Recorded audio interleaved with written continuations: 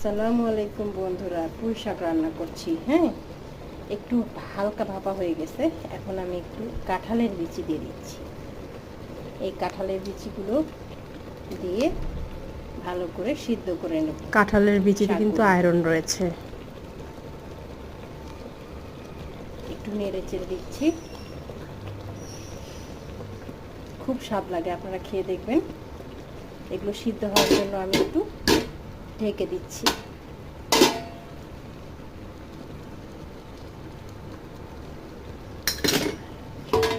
এই পুঁই শাকের মধ্যে কিন্তু আমি শুধু লবণ দিয়ে সিদ্ধ করে নিচ্ছি। কত ভাত খাইতে হয় আমাদেরকে না, কত তাপ লাগে আমাদের হাতে।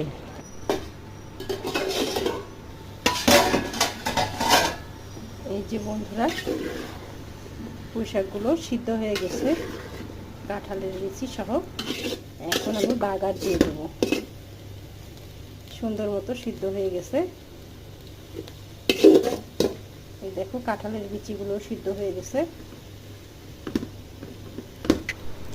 এখন আমি রসুন, পেঁয়াজ আর মরিচ দিয়ে বাগার দিয়ে নেব, দেখছো? তাহলেই খাওয়ার উপযুক্ত হয়ে যাবে। ভালো থাকবেন সবাই। কেমন লাগলো জানাবেন কিন্তু।